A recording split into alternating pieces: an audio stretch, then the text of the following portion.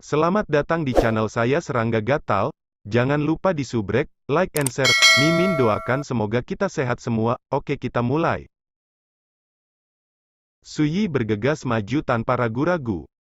Keduanya langsung bertarung bersama. Gunung dan sungai ini pernah runtuh, dan sekarang langsung terjun ke dalam pemandangan yang kacau dan bergejolak.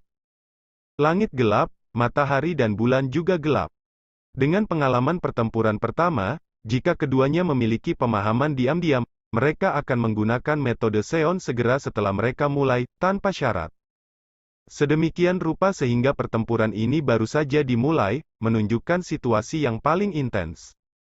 Penembak jitu wanita menahan ledakan amarah, menembak mendominasi, mengguncang dan menghancurkan benteng, dan setiap pukulan, memiliki potensi untuk menghancurkan langit dan membunuh 10 arah. Telapak tangan Su Yi seperti pedang, menunjuk ke langit dan menghantam tanah tanpa menyerah satu sama lain. Dari kejauhan, seperti dua dewa yang berjuang untuk hidup mereka di dunia ini, terlepas dari hidup dan mati, dan mereka sangat berbahaya. Seiring berjalannya waktu, pertempuran mulai menjadi tragis. Keduanya mulai terluka dan darah berceceran. Tapi baik Su Yi maupun penembak wanita tidak peduli sama sekali. Kemauan, keadaan pikiran, dan bahkan semangat keduanya sama. Tidak ada rasa takut akan hidup dan mati. Keterampilan tombak para pria bersenjata wanita sangat istimewa, sangat murni dan ganas, sehingga mereka tidak terbatas dan sombong, dan suasana kehancurannya mengejutkan. Hal yang sama berlaku untuk hukum Dao yang dia kendalikan, menunjukkan kekuatan penghancur paling ekstrim, yang tidak dapat dihancurkan, jauh dari kekuatan aturan seperti Tian Qi, Xingji, dan Niling. Su Yi juga misteri pengakhiran ratu, jadi dia bisa bersaing dengannya. Adapun hukum reinkarnasi, kemakmuran yang layu, dan sisi lain, mereka sedikit lebih rendah. Dunia ini dalam kekacauan, gunung dan sungai terbalik, dan semuanya musnah. Pada akhirnya, mereka berdua tidak tahu berapa banyak gerakan yang mereka lawan dengan sengit. Boom! Pada akhirnya, dengan ledakan yang tumpul dan mengejutkan, sosok Su Yi dan pria bersenjata wanita itu jatuh dari kehampaan dan jatuh ke tanah. Dalam asap dan debu, pria bersenjata wanita itu tiba-tiba menggertakkan giginya, segera menyapu, dan bergegas menuju Su Yi yang jaraknya lebih dari 10 meter seperti kilat. Su Yi terlambat untuk bangun, dia berbalik dan hendak menghindar. Berbaring. Pria bersenjata wanita itu mendengus dingin, dan sosoknya menghantam Su Yi seperti meteorit. Pada saat itu, tulang Su Yi hampir hancur, dia megap-megap kesakitan, dan meraih kepala pria bersenjata itu dengan punggung tangannya. Pria bersenjata wanita itu mencibir, menekan tangannya seperti lingkaran besi langsung pada sendi lengan Su Yi, membuat Su Yi tidak bisa bermain dengan kedua tangannya. Namun, dia juga terluka parah dan hampir kehabisan bahan bakar. Setelah menekan Su Yi pada saat terakhir, dia tidak bisa menahan napas. Kata-kata itu baru saja keluar, dan tubuhnya yang halus tiba-tiba bergetar. Ternyata pinggang Su Yi tiba-tiba mengeluarkan tenaga, dan dia membanting, kekuatannya begitu sombong hingga dia hampir membuat penembak wanita itu meloncat keluar. Matanya yang indah memancarkan rasa malu dan marah, dan dia ingin menyemburkan api. Apakah Anda mengaku kalah? Pria bersenjata wanita itu menggertakkan giginya dan matanya terlihat kejam. Bagaimana Su Yi bisa menyerah? Dia mencibir, pinggangnya kembali mengerahkan kekuatan, tubuhnya berputar ke satu sisi, mencoba berbalik dan melemparkan pria bersenjata itu ke tanah. Pria bersenjata wanita itu tiba-tiba tampak sedang menunggangi kuda yang sangat bergelombang, tubuhnya yang halus bergoyang, dan dia harus menggunakan seluruh kekuatannya untuk menekan Su Yi dengan kuat dengan tangan, kaki, dan bokongnya. Tapi segera, dia menyadari ada yang tidak beres. Meskipun Su Yi ditekan, hanya ada lapisan pakaian yang rusak dan berlumuran darah antara dia dan Su Yi. Dengan pertempuran sengit ini, tubuh mereka terus berputar dan bergesekan. Ini. Pria bersenjata wanita itu malu dan marah, dia bisa dengan jelas merasakan bahwa tempat dia duduk sekeras besi, panas seperti arang, dan saat dia memutar, perasaan itu. Sialan! Pria bersenjata wanita itu berdiri seperti ditusuk jarum, dan menginjak Su Yi dengan keras. Su Yi berbalik dan menghindarinya. Boom! Ada lubang besar di tanah, dan puing-puingnya beterbangan. Sui segera bangkit, memandang pria bersenjata wanita yang marah, pertama-tama menekan pistol tanpa jejak, dan kemudian berkata dengan aneh, "Sebelumnya, kamu mengambil inisiatif untuk bertarung seperti ini, aku." Diam. Pria bersenjata wanita itu pembunuh. Penampilannya disembunyikan oleh topeng perunggu, jadi dia tidak bisa melihat ekspresinya dengan jelas, tapi kebencian di matanya sama nyatanya. Sui menyadari bahwa wanita ini hampir menjadi liar dan tidak boleh terprovokasi. Lupakan saja, aku akan mengaku kalah dalam pertempuran ini. Sui memiliki sikap berpikiran terbuka. Pistol wanita itu tersenyum sopan, dan berkata, "Apakah Anda pikir saya adalah tipe orang yang tidak masuk akal? Menang berarti menang, kalah berarti kalah, bahkan jika Anda secara sukarela mengaku kalah. Bekerja." Sui. Setelah beberapa saat, pria bersenjata wanita itu tampak sedikit tenang, dan berkata dengan dingin, "Kali ini sudah berakhir, ketika aku kembali dari dunia bawah, aku akan bersaing denganmu lagi." Berbicara, seluruh tubuhnya penuh cahaya, dan tubuh yang awalnya rusak parah dipulihkan ke keadaan semula dalam sekejap, dan seluruh orang itu dalam semangat yang baik. Lalu, dia mengambil langkah panjang dan hendak pergi. "Apakah Anda benar-benar akan menjelajahi misteri reinkarnasi?" Sui bertanya. "Ada pertanyaan?" kata wanita bersenjata itu. Sui terkejut, karena semua orang tahu bahwa dia menyimpan rahasia reinkarnasi. Dengan cara penembak wanita ini, dia dapat menggunakan kekuatan untuk mendapatkan rahasia reinkarnasi darinya. Tapi pria bersenjata wanita tidak melakukan itu. Jika Anda tidak dapat memahami misterinya, mustahil untuk bergerak 1 inci pun. Pria bersenjata wanita itu terkejut dan berkata, "Sebelumnya Anda mengatakan bahwa Anda ingin menanyakan sesuatu kepada saya, sekarang Anda dapat bertanya." "Hadiah?" Sui tersenyum dan berkata, "Bukan masalah besar, tapi aku ingin bertanya tentang keberadaan beberapa teman lamaku." Berbicara, dia menyebutkan masalah Kaisar Racun Tianzu, Kaisar Juewu, dan lainnya. Pria bersenjata wanita itu segera mengingat, memberikan jawaban, dan memberitahu Sui bahwa dia tidak mempermalukan mereka pada awalnya, dan orang-orang itu telah pergi ke kedalaman langit berbintang sangat awal. Memahami hal ini, Sui benar-benar santai dan berkata, "Terima kasih." Pria bersenjata wanita itu tampak sangat bangga, dengan wajah dingin, mengabaikannya, sosoknya melintas dan menghilang begitu saja. Sui duduk bersila dan memperbaiki lukanya. Setelah beberapa jam, dia berdiri, meninggalkan gunung dan sungai yang kumuh ini, dan kembali ke Gua Taixuan. Berita tentang pertempuran ini menyebar kemana-mana, dan itu juga mendorong prestise Sui ke ketinggian yang belum pernah terjadi sebelumnya. Yang disebut mitos dunia seharusnya begitu. Saya tidak tahu berapa banyak orang yang mengeluh karena ini. Perbuatan legendaris Master Pedang Xuan Jun tidak perlu diulang. Pada saat yang sama, dengan berakhirnya perang ini, beberapa tindakan tentang kedalaman langit berbintang mulai memicu diskusi panas di semua bagian hutan belantara. Dalam beberapa tahun terakhir, bagi dunia, kedalaman langit berbintang misterius dan tidak dapat diprediksi. Jika dilarang, penuh bahaya. Tapi sekarang, dengan kekuatan Huac Xinzai, Paviliun Jiutian, dan Sekte Ilahi Xinghe memasuki hutan belantara besar, Sui telah membunuh mereka satu persatu, dan orang-orang tiba-tiba menemukan bahwa pembangkit tenaga listrik di kedalaman langit berbintang juga tidak benar-benar tak terkalahkan. Ini tidak setinggi dan tak tergoyahkan seperti rumor. Satu-satunya hal yang hilang antara kita dan para biarawan di kedalaman langit berbintang adalah jalan yang lebih tinggi dari jalan Profon Wei. Tidak perlu takut pada mereka. Ada orang tua yang emosional. Saat berita menyebar, mereka mempelajari banyak rahasia, dan akhirnya menjadi jelas bahwa ada jalan ke langit di tempat yang lebih tinggi di jalur Xuan Dao. Seseorang menantikannya. Layak menjadi Tuan Su, ini benar-benar berani dan berpikiran besar. Melihat masa lalu dan masa kini, di seluruh dunia, tidak ada yang bisa menandinginya. Bisa disebut mitos kuno dan modern nomor 1. Dalam diskusi panas ini, beberapa orang juga mencium bau bahaya. Jangan terlalu senang, kekuatan di kedalaman langit berbintang telah jatuh begitu keras, bagaimana mereka bisa menelan amarah mereka? Cepat atau lambat mereka akan kembali. Pada saat itu, semakin terkenal Su Master, semakin serius balas dendam yang akan dia derita.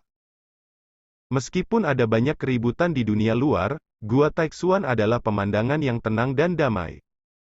Su Yi sedang retret, Ma Long dan Wang Kui juga berlatih. Bahkan, bagi para beku, dalam umur panjang mereka, mundur adalah keadaan normal yang abadi. Su Yi telah memberikan harta di rumah harta karun Gua Taixuan kepada murid-murid itu. Pada saat yang sama, mereka juga memberi Ma Long dan yang lainnya harta kuning misterius untuk kebutuhan budidaya mereka. Dalam hal ini, Su Yi tidak akan pernah mementingkan diri sendiri. Waktu berlalu seperti air. 2 bulan lagi. Dunia secara bertahap kembali ke ketenangan dan kedamaian sebelumnya. Hanya Taoist top di dunia yang tahu bahwa badai dari kedalaman langit berbintang cepat atau lambat akan menyapu gurun besar. Tidak ada yang bisa memprediksi betapa dahsyatnya badai ini. Tapi setiap lini atas sudah mulai bersiap terlebih dahulu, bersiap untuk kemungkinan terburuk. Adapun Su Yi, setelah 2 jam kultivasi, dia telah sepenuhnya memurnikan 4 harta kuning misterius, dan dalam satu gerakan, dia telah meningkatkan kultivasinya ke tahap akhir dari alam misterius. Dan, itu hanya garis tipis dari kesempurnaan. Hanya ada 4 harta karun kuning tua yang tersisa. Di Dongfu, Su Yi bangun dari meditasi, sedikit mengernyit. Dengan peningkatan kultivasinya, ia harus menyempurnakan ki ibu kuning yang lebih misterius sehingga kultivasinya dapat mempertahankan peningkatan dan transformasi paling ekstrim. Jika Anda berada di alam harmoni mendalam dan tidak memiliki ki ibu dari kuning mendalam, saya khawatir Anda harus pergi ke area terbatas meteor abadi untuk berjalan-jalan. Su Yi diam-diam berkata. Saat dia sedang berpikir, suara Ma Long yang sedikit cemas tiba-tiba terdengar di luar gua. Guru, itu tidak baik, murid baru saja menerima surat bantuan dari saudara kedua diduga mengalami kecelakaan yang mengancam jiwa. Di luar gua, Su Yi mengambil surat dari Ma Long. Surat dicap dengan sebaris kata. Adik perempuan, jika guru akan hidup kembali suatu hari nanti, beritahu guru bahwa muridnya akan mengikuti Meng Lao Senior dari Akademi Tiang Xuan untuk melakukan perjalanan di langit berbintang, dan tidak akan pernah kembali dalam kehidupan ini. Jika Master menanyakan alasannya, dia akan menjawab. Disinilah penulisan berakhir tiba-tiba. Hanya melihat isinya sepertinya tidak meminta bantuan, melainkan mengucapkan selamat tinggal. Tapi baris tulisan ini sangat coretan dan belum ditulis, yang tidak biasa. Su Yi mengerutkan kening. Sebelum dia kembali ke Great Wilderness, dia pergi ke Tiang Xuan Realm, dan pergi ke Tiang Xuan Academy untuk menemukan Jing Xing. Baru kemudian saya mengetahui bahwa Jing Xing telah melakukan perjalanan ke dunia luar dengan keserakahan lama sejak lama, dan sejauh ini belum ada berita. Tapi siapa yang mengira bahwa pada saat ini, dia tiba-tiba menerima surat yang tidak biasa, yang membuat Su Yi segera menyadari bahwa ada sesuatu yang salah. Kakak kedua seharusnya menghadapi masalah yang mengancam jiwa dan tahu bahwa tidak ada harapan untuk bertahan hidup, jadi dia buru-buru menulis tulisan tangan seperti itu. Ma Long tampak khawatir dan berkata, dan kemungkinan besar dia melakukan ini karena dia tidak ingin kita pergi untuk menyelamatkan.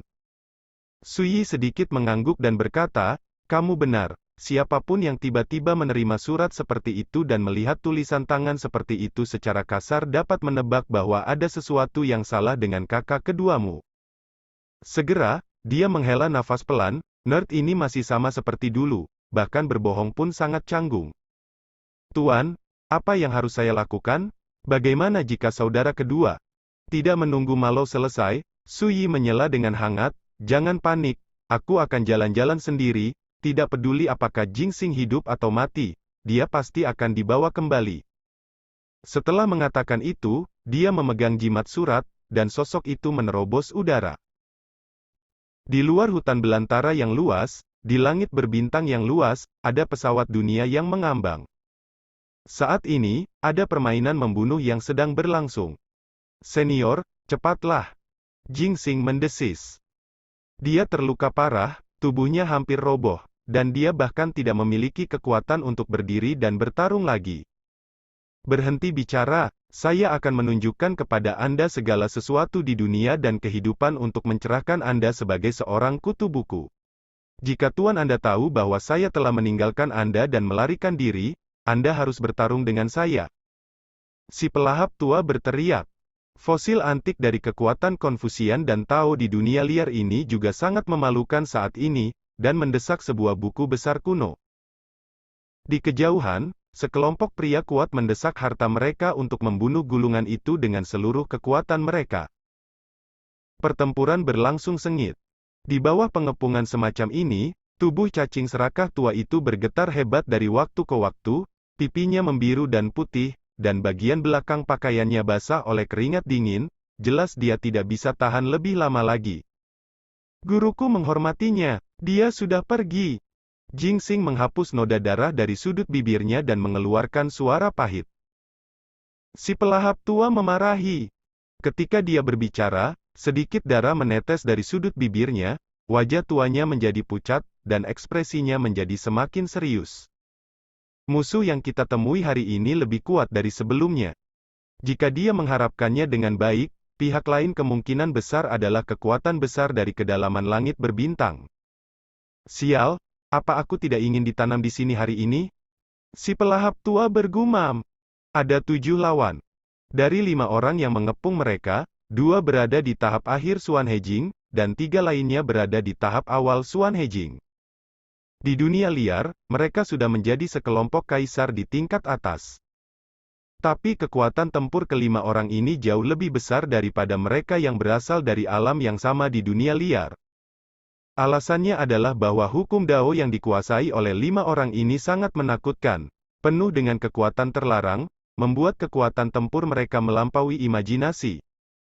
Selain 5 orang ini, ada seorang pria dan seorang wanita berdiri di kejauhan. Pria itu mengenakan jubah bangau, pohon giok tertiup angin, dan tubuhnya dipenuhi dengan napas yang mulia dan bangga. Keduanya seperti atasan, mereka telah menonton pertempuran, ekspresi mereka tenang, dan mereka tidak pernah menembak. Wilayah bintang 1000 mesin itu langka. Pria itu berkomentar dengan santai. Apa yang dikatakan tuan muda itu sangat benar. Di samping, wanita berseragam sedikit mengangguk, sayangnya, alam bintang Xuan Huang ini telah lama menjadi reruntuhan dan jalan menuju langit telah terputus. Setelah jeda, matanya tajam dan dingin, dan dia berkata dengan nada datar, yang lebih penting, tidak peduli lelaki tua itu atau sarjana itu, hari ini akan hancur. Pria itu tersenyum, alasan mengepung mereka bukan untuk membunuh orang, tetapi untuk mengumpulkan sekelompok orang kuat yang akan kita gunakan untuk menjelajahi rahasia reinkarnasi. Omong-omong, dia melihat ke medan perang dan berkata dengan ringan, ini bukan awal, saatnya untuk mengakhiri. Ya, kelima kaisar semuanya setuju. Kemudian mereka habis-habisan. Boom! Hanya dalam beberapa kedipan mata, bagian jalan pecah berkeping-keping, dan jalan gulungan yang menutupi lingkungan Lao Yanzong dan Jingxing juga terkoyak. Cacing tua yang rakus batuk darah dengan keras, sosoknya melintas, dia memblokir Jingxing di belakangnya, dan berkata melalui transmisi suara, kutu buku, aku telah hidup selama bertahun-tahun yang tidak diketahui, dan aku sudah lama lelah hidup, dengarkan perintah saya nanti. Jika Anda melarikan diri, lari, apakah Anda mengerti? Jingxing menggelengkan kepalanya, dia melirik penonton, menggertakkan giginya dan berkata, saya Jingxing yang rakus akan hidup dan takut mati. Jika saya ingin mati, saya juga akan mati. Mati dalam pertempuran. Kamu. Orang tua yang serakah memamerkan giginya. Boom. Ketika keduanya berbicara, lawan sudah diapit, dan serangannya sengit dan menakutkan. Cacing tua yang rakus terluka parah dan dikepung oleh 5 kaisar bersama-sama. Jingxing berduka, matanya terbelalak, tetapi dia tidak dapat membantu. Dia juga terluka parah, dan napasnya sangat lemah. Untuk pertama kalinya dalam hidupku, Jingxing merasa sangat tidak berguna. Dalam beberapa tahun terakhir, saya telah membaca banyak kitab suci, tetapi tidak berguna sama sekali. Tidak ada kegembiraan dalam hidup, tidak ada ketakutan dalam kematian, kita para sarjana. Lebih baik tidak memiliki buku jika kita percaya pada buku, dan kita harus memperhatikan kebenaran buku-buku itu. Kita ditakdirkan untuk diganggu. Melompat keluar adalah sarjana bertele-tele yang tidak berguna. Tapi selama kamu melompat keluar, tinju ulama kami adalah kebenaran dalam buku. Semakin besar tinjumu, semakin besar kebenaranmu. Saat bertarung, cacing tua yang serakah bergumam, ketika tuanmu ada di sini, kamu dapat membaca buku selama sisa hidupmu dengan damai. Itu mungkin bukan berkah dalam hidup, tetapi jika tuanmu hilang. Boom! Tapi dia membela Jingxing di belakangnya, terengah-engah. Lihat, apa yang bisa kamu lakukan ketika menghadapi hal yang tidak masuk akal seperti itu? Jingxing terdiam, tangannya mengepal erat, kukunya menancap dalam ketelapak tangannya, menusuk kulitnya. Membaca memang bermanfaat, tetapi kita harus menghancurkan sarang orang bijak di masa lalu, dan mempelajari serta menggunakannya. Cacing tua yang serakah menyeka darah dari bibirnya, dengan cara ini, kamu benar-benar dapat mendirikan sekte dan menyebut dirimu sebagai leluhur di dunia. Jantung Jingxing berjatuhan, dan ekspresinya tidak menentu. Melihat kelima kaisar membunuh lagi, tiba-tiba, pria di kejauhan berkata dengan acuh tak acuh, "Oke, beri mereka kesempatan untuk bernapas, dan tanyakan apakah mereka bersedia menyerah untuk kita gunakan." Tiba-tiba, kelima kaisar berhenti dan mengepung sekeliling, menghalangi mundurnya si rakus tua dan Jingxing. "Kirim, saya tidak takut mati, tapi saya khawatir Anda tidak akan berhasil." Si pelahap tua mencibir. Dia terluka parah dan terlihat sangat menyedihkan, tetapi dia tampaknya tidak peduli sama sekali, berbicara dan tertawa dengan bebas. Wajah kelima kaisar tiba-tiba menjadi jelek. "Cakar." Pria berjubah bangau itu berbicara dengan tenang. "Ya." Wanita berseragam tiba-tiba muncul dari udara tipis dan muncul di depan cacing tua serakah, meraih leher cacing tua serakah dengan tangan kirinya, mengangkat tangan kanannya, dan menamparnya. Pop! Pipi si rakus tua hancur dan berdarah. Di satu sisi, Jingxing dengan keras berteriak cukup. Suara itu mengguncang langit. Adegan luar biasa terjadi. Di Jingxing, kekuatan Peiran Moyu tiba-tiba muncul, seperti dasar sungai yang terkuras, bergelombang dengan ombak yang bergejolak, dan seperti kayu busuk yang bersinar dengan vitalitas. Seluruh popularitas tiba-tiba berubah. Boom! Mesin Qi Jingxing seperti guntur, dan kultivasi yang awalnya berada di tahap akhir alam Xuanyu tiba-tiba melonjak ke tingkat kesempurnaan yang luar biasa, dan tampaknya menembus penghalang dan bergerak menuju alam yang lebih tinggi dengan pesat. Dan di atas langit, ada awan perampokan mengerikan yang muncul dengan tenang. Adegan ini langsung mengejutkan penonton. Pemuda jubah bangau terkejut. "Hahaha, kamu nerd, kamu akhirnya tercerahkan? Aku mati tanpa penyesalan?" Si pelahap tua tertawa, pipinya berdarah dan berdarah, tetapi matanya penuh kegembiraan. "Melewati kesengsaraan, indah sekali. Jika kamu tidak menyerah, aku akan membiarkanmu mati sebelum bencana." Wanita berseragam itu menghina. Ketika dia berbicara, dia membuang si rakus tua, mengambil langkah, dan menepuk bahu Jingxing dengan telapak tangan. Jingxing menamparkan tangannya dengan keras. Boom! Saat berikutnya, sosoknya melesat ke belakang, batuk darah dari bibirnya. Mesin Qi miliknya, yang terus meningkat, terpengaruh dan menjadi bergejolak. Pada akhirnya, perbedaan kekuatan terlalu besar. Bahkan jika Jingxing mematahkan belenggu pikirannya dalam satu gerakan, menyebabkan transformasi kekuatan seluruh tubuhnya, dia masih terlihat sangat tak tertahankan di hadapan wanita berseragam ini. "Kirim, atau mati, pilih." Wanita berseragam melangkah maju, matanya sedingin dan setajam pisau, Qi-nya terkunci kuat pada Jingxing, dan kekuatannya luar biasa. "Sialan!" Si pelahap tua berubah warna, menggertakkan giginya dengan keras, berjuang untuk bergegas ke depan untuk menyelamatkan. Pada saat ini, suara dingin dan acuh tak acuh terdengar. "Biarkan aku yang melakukannya." Sekian dulu update-annya, tunggu lanjutannya di channel saya Serangga Gatal, di subscribe ya guys. Terima kasih.